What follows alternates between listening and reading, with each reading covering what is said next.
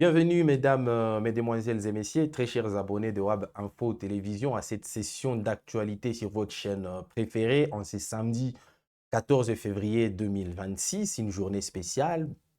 En passant, nous disons bonne fête à tous les amoureux qui vont bel et bien se consacrer à cette journée spéciale, consacrée à leurs différentes relations. Mais quant à nous, nous vous mettons, n'est-ce pas, en parfum de différentes actualités chaudes, n'est-ce pas, en République démocratique du Congo, notamment dans le domaine de la politique. Alors, vous aussi, vous pouvez contribuer puisque cette émission se veut interactive. Vous pouvez nous donner votre point de vue et nous dire à partir d'où vous nous suivez exactement, très chers abonnés. Alors, vous aviez suivi hier sur ces plateaux, à travers notamment une production faite par notre confrère Jenin Touali, que, n'est-ce pas, Luanda avait décidé, n'est-ce pas, de déclarer les cessez-le-feu entre Kinshasa et l'AFC M23, un cessez-le-feu qui partirait à partir du 18 février, n'est-ce pas, à 12 heures juste. Alors, cette déclaration de Luanda a été, n'est-ce pas, acceptée par Kinshasa, puisque le président de la République, Félix Tshisekedi, ou la présidence de la République voilà, comme organisation, a accepté, a pris acte, n'est-ce pas, de cette déclaration du cessez-le-feu prononcée par Luanda, par la République de l'Angola. Mais peu après, c'est-à-dire quelques heures seulement après, l'AFC M23 a réagi en disant n'être pas concerné ni de près ni de loin par cette déclaration de Luanda, par ces initiatives de Luanda, puisque l'AFC M23 s'est dit, n'est-ce pas, concerné plutôt par le pourparler de Doha qui l'engage directement avec Kinshasa. Voilà donc, en bref, c'est de quoi il s'agira dans cette émission. Une émission qui connaît la participation de Faustin Mouillou à la réalisation. À la présentation, je suis Gaëtan Kombi. Alors, en liminaire, seulement pour vous donner une brève situation sur le front, retenez que l'AFC M23 se serait retiré, n'est-ce pas, d'une de localité dans le Walikale. Alors, c'est une information qui tombe comme les cheveux dans la soupe, puisque personne ne s'y attendait vraiment, les retraits de l'AFC M23. Pourquoi l'AFC M23 s'est retiré de cette localité-là de Walikale? On va devoir, n'est-ce pas, s'y plonger pour en savoir un peu plus, notamment avec, n'est-ce pas, une dépêche faite par nos confrères d'actualité.cd qui renseigne que l'AFC M23 vient de se retirer d'une des localités qui est occupée, n'est-ce pas, dans le Walikale. C'est exactement dans les territoires de Walikale et où on vous rappelle, n'est-ce pas, mesdames et messieurs, des affrontements terribles ont eu lieu, n'est-ce pas, entre deux factions wazalènes dont on vous en a parlé hier, les Kifuafua et les Raïa Mutomboki. Alors pourquoi l'AFC M23 se retire de ces localités-là à Walikale? On n'en a pas encore véritablement des explications parce que pour l'instant, il n'y a que, n'est-ce pas, nos sources sur place qui nous ont signalé que, n'est-ce pas, l'AFC M23 s'est réellement retiré de certaines localités à Walikale. Alors, on attend toujours des explications pour en savoir un peu plus, pour savoir également les raisons de ces retraits-là. Peut-être qu'on en saura davantage dans le cadre de cette émission au fur et à mesure que nous serons en train, n'est-ce pas, d'évoluer dans cette émission. Mais retenez que l'AFC M23 s'est bel et bien retiré de certaines localités au niveau de Walikale. Alors, on était en train de vous parler de cette interaction, voilà, comment dirais-je, de cette guerre froide qu'il y a entre l'AFC M23 et Kinshasa autour, n'est-ce pas, de pourparler, autour du dialogue intercongolais de Luanda. On vous a dit que, voilà, Luanda avait pris l'initiative de conduire les dialogues entre Congolais et que plusieurs franges de l'opposition n'étaient pas du tout pour cette initiative de Luanda, tout comme d'ailleurs certaines organisations de la société civile qui prônent plutôt un dialogue conduit par les évêques de la Cinco et les pasteurs de l'Église du Christ au Congo. Pendant ces temps, l'AFC M23 voudrait d'abord que le pourparlers de Doha et les différentes, n'est-ce pas, signatures de Doha, les différentes clauses de Doha soient vidées avant, n'est-ce pas, de se tourner vers le dialogue entre Congolais. Alors, pas plus tard, ou disons pas plus tôt qu'il y a seulement 48 heures, Luanda avait déclaré, n'est-ce pas, c'est-à-dire la République d'Angola avait déclaré unilatéralement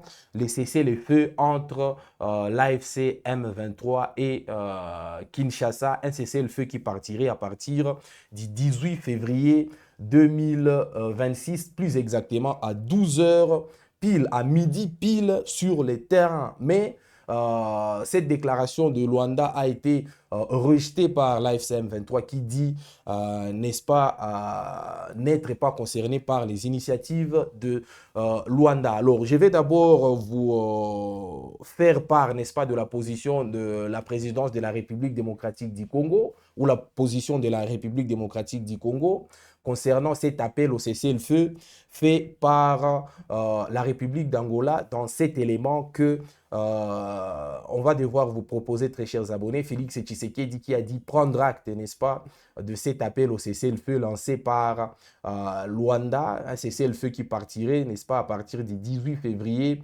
2026. Suivez cet élément et puis on revient après pour essayer un tout petit peu de cerner les dessous, n'est-ce pas, de cette nouvelle affaire impliquant, n'est-ce pas, Kinshasa et l'AFC M23.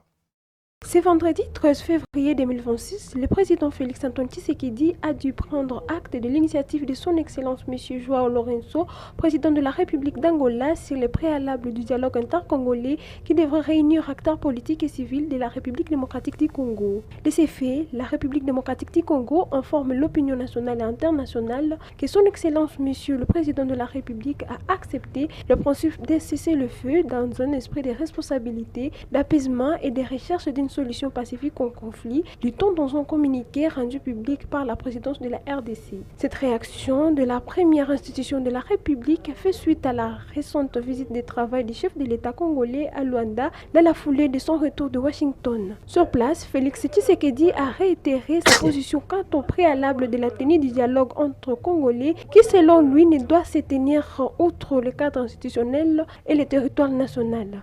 Ce vendredi 13 février 2026, le président Félix-Antoine Tshisekedi a dû prendre acte de l'initiative de son Excellence M. João Lourenço, président de la République d'Angola, sur les préalables du dialogue intercongolais qui devrait réunir acteurs politiques et civils de la République démocratique du Congo. De ces faits, la République démocratique du Congo informe l'opinion nationale et internationale que son Excellence M. le président de la République a accepté le principe de cesser le feu dans un esprit de responsabilité, d'apaisement et de recherche d'une solution pacifique au conflit, dit-on dans un communiqué rendu public par la présidence de la RDC. Cette réaction de la première institution de la République fait suite à la récente visite de travail du chef de l'État congolais à Luanda dans la foulée de son retour de Washington. Sur place, Félix Tshisekedi a réitéré sa position quant au préalable de la tenue du dialogue entre Congolais qui, selon lui, ne doit se tenir outre le cadre institutionnel et le territoire national. Une ligne à laquelle quasiment toute l'opposition ne s'aligne pas. Cette réaction de la première institution de la République fait suite à la récente visite de travail du chef de l'État congolais à Luanda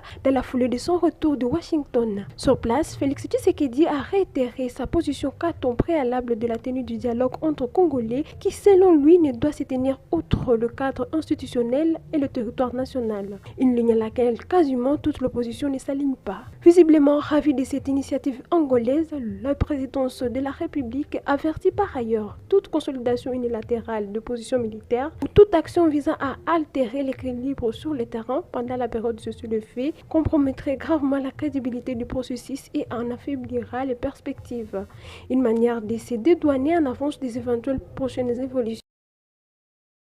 Voilà donc le président Félix Tshisekedi qui dit avoir pris acte, n'est-ce pas, de l'initiative de son Excellence, Monsieur João Manuel Goncalves Lourenço, président de la République d'Angola, sur les préalables du dialogue intercongolais qui devrait réunir acteurs politiques et civils de la République démocratique du Congo. Donc la République démocratique du Congo, à travers un communiqué publié, n'est-ce pas, via les différents canaux de la présidence de la République, informe l'opinion nationale et internationale que son Excellence, Monsieur le Président de la République, a accepté les principes d'un cessez-le-feu dans un esprit de responsabilité, d'apaisement et de recherche d'une solution pacifique au conflit. Alors, cette réaction de la première institution du pays, de la présidence de la République, fait suite, n'est-ce pas, à la récente visite du président, du chef de l'État congolais à Luanda, dans la foulée de son retour à Washington. Vous vous rappelez que le président Tshisekedi avait voyagé vers Luanda juste dans la foulée, n'est-ce pas, de son retour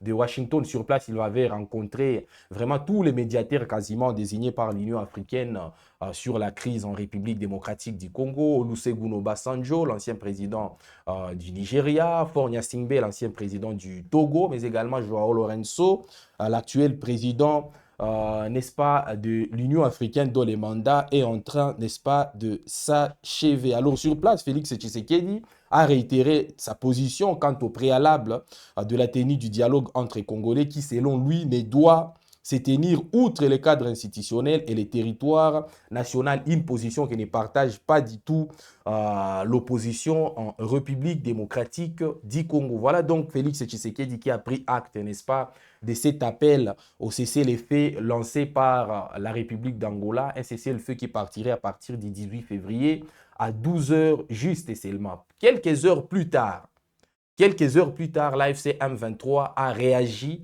à cette position, à cette prise d'acte de Félix Tshisekedi, mais également à cet appel au cessez-le-feu lancé par la République d'Angola. Alors, avant de, n'est-ce pas, d'aborder la réponse de l'AFC M23 par rapport à cet appel au cessez-le-feu lancé par Félix, disons, lancé par le président Joao Lourenço d'Angola, un appel au cessez-le-feu que Félix Tshisekedi a accepté. J'étais en train de vous parler, n'est-ce pas, du retrait de l'AFC M23 d'une des localités qu'elle occupait au niveau de Walikale. Retenez que, selon des sources locales, l'AFC M23 s'est retiré dans la nuit du 12 février de Buhaya. Buhaya, c'est ça, n'est-ce pas, la localité. Buhaya, colline stratégique dominant Katobi, près des Pinga, dans les territoires de Walikale. Voilà donc exactement les lieux d'où les M23 se seraient retirés selon les sources sur place. Alors, on n'a pas encore des explications par rapport à ces retraits. On espère qu'on en aura d'ici là, lorsqu'on contactera notamment d'autres sources pour essayer un peu de le recouper. Alors, je vous ai dit que l'AFC M23 avait réagi par rapport à cet appel au cessez-le-feu lancé par Joao Lourenço, le président de l'Angola. Et donc, l'AFC M23 a dit ceci. Il y a un communiqué qu'on va devoir, n'est-ce pas, vous exposer, très chers abonnés, pour que vous sachiez, n'est-ce pas, le contenu de la réponse de l'AFC M23, pile au moment où Kinshasa venait d'accepter le cessez-le-feu proposé par l'Angola. Donc l'AFC M23 a indiqué ne pas avoir été tenu au courant du contenu et reste engagé uniquement sur le processus de Doha. Alors parallèlement, dans un communiqué, l'AFC M23 dénonce, n'est-ce pas, le manœuvre dilatoire et les tentatives de manipulation du régime de Kinshasa consistant, n'est-ce pas, à multiplier de cadres et forces parallèles dans les buts manifestes de contourner les mécanismes déjà convenus et de retarder la recherche d'une solution durable. Cette stratégie de diversion ne saurait masquer la volonté persistante de privilégier l'option militaire, comme en témoigne la poursuite des offensives, le recours à des mercenaires, l'usage massif des drones offensifs et le maintien d'alliances militaires extérieures, notamment avec des forces du Burundi. Alors, je vais devoir, n'est-ce pas, vous lire ces communiqués de l'AFC M23 où notamment le mouvement est en train, n'est-ce pas, de rejeter l'appel au cessez-le-feu fait par l'Angola ou lancé par l'Angola. Alors, qu'est dit exactement ces communiqués? Alors que le régime de Kinshasa prétend adhérer à la proposition du cessez-le-feu de la République d'Angola, l'AFC M23 dénonce avec fermeté la poursuite délibérée et systématique de violations du cessez-le-feu par le régime de Kinshasa. En dépit des engagements formellement souscrits dans le cadre du processus de Doha, les forces gouvernementales et leurs alliés, notamment les éléments de l'armée burundaise, des mercenaires et des milices dites Wazalendo, ont intensifié les attaques par drone, en particulier dans des villages, dans les villages de Minembwe, Ilundu, Bidegu, Rubemba, Kalongi et Mukoko. Ces attaques indiscriminées ont causé d'importantes pertes en vies humaines et d'importantes destructions d'infrastructures civiles, notamment des habitations, des écoles, des églises et des hôpitaux. L'AFC M23 dénonce et condamne les ciblages des civils, en particulier des populations Banyamulenge, visées en raison de leur identité. Ces actes qui relèvent d'une logique de nettoyage ethnique sont inacceptables et contraires aux principes fondamentaux du droit international humanitaire. L'AFC M23 rappelle que dans le cadre du processus de Doha, le régime de Kinshasa et notre organisation ont signé un mécanisme de surveillance et de vérification du cessez-le-feu dont les termes de référence relatifs à sa mise en œuvre ont été adoptés en date du 2 février 2026. L'AFC M23 réitère sa pleine disponibilité à mettre en œuvre les mécanismes convenus. L'AFC M23 dénonce toutefois les manœuvres dilatoires et les tentatives de manipulation du régime de Kinshasa, consistant à multiplier des cadres et des forats parallèles dans les buts manifestes de contourner les mécanismes déjà convenus et de retarder la recherche d'une solution durable.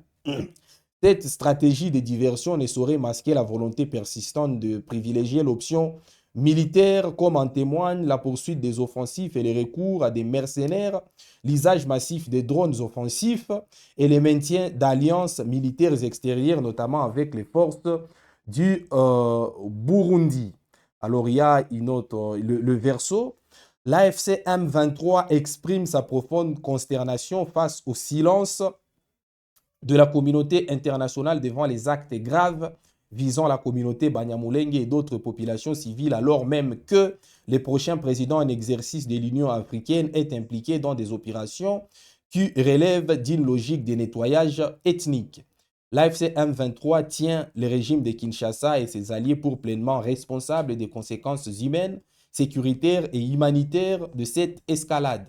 Notre organisation, c'est-à-dire l'AFC M23, appelle l'ensemble des acteurs régionaux et internationaux à assumer leurs responsabilités, à exiger la cessation immédiate des hostilités et à garantir la protection effective des populations civiles. Fait à Goma le 13 février 2028 pour l'Alliance Fleuve Congo, Dr Oscar Balinda, porte-parole adjoint de l'AFC M23. Voilà donc, très chers abonnés, la réaction de l'AFC M23 par rapport, n'est-ce pas, à d'abord l'appel au cessez-le-feu fait par l'Angola, par la République de l'Angola, via notamment son président Joao Lourenço, qui est toujours président en exercice de l'Union africaine. Il sera remplacé d'ici là par le président Evariste Ndayishimiye du Burundi. Mais également à cette prise d'acte faite par Félix Tshisekedi. Donc l'AFC M23 dit n'être pas concerné ni de près ni de loin par cet appel au cessez-le-feu lancé par l'Angola, un cessez-le-feu qui devrait partir à partir du 18 février 2026, à partir, n'est-ce pas, des 12 heures ou à partir des midi sur le terrain, mesdames et messieurs. Alors n'hésitez pas à nous donner vos différents points de vue par rapport à ça, par rapport à ces sujets d'actualité, très chers abonnés. D'abord, les retraits de l'AFC M23, de la colline, n'est-ce pas, de Buhaya. Nous sommes là dans le groupement des Pinga, dans le territoire de Walikale. Ce sont, n'est-ce pas, les informations qu'on vient d'avoir, n'est-ce pas, à l'instant. L'AFC M23 qui se serait retiré de cette, voilà, de cette colline-là depuis la soirée d'hier, depuis la nuit d'hier. Et donc, le source sur place nous parle, n'est-ce pas, du retrait de l'AFC M23. Alors, on n'en a pas encore des explications, on n'en a pas encore le raison. Peut-être qu'on en aura dans nos prochaines productions. ou lorsqu'on en aura, vous aurez, n'est-ce pas, l'opportunité de lire ça dans nos différents canaux, sur Twitter, sur Instagram, même dans notre site où nous publions régulièrement les informations, ou dans nos différents journaux télévisés. Mesdames et messieurs, nous avons également parlé de cette réponse de l'AFC M23 par rapport à l'appel au cessez-le-feu lancé par l'Angola, mais également par rapport à la prise d'acte, n'est-ce pas, de cet appel au cessez-le-feu faite par la présidence de la République démocratique du Congo. Donc l'AFC M23 dit n'être pas lié à cet appel de cessez-le-feu et dit n'avoir pas été contacté par la présidence angolaise. Voilà, donc merci beaucoup, mesdames et messieurs, de nous avoir suivis. Merci à Faustin Mouyoua de nous avoir réalisé. À Thomas Zawadi de nous avoir supervisé. Nous vous donnons rendez-vous à la prochaine fois pour d'autres actualités chaudes, toujours concernant la situation sécuritaire et politique en République démocratique du Congo.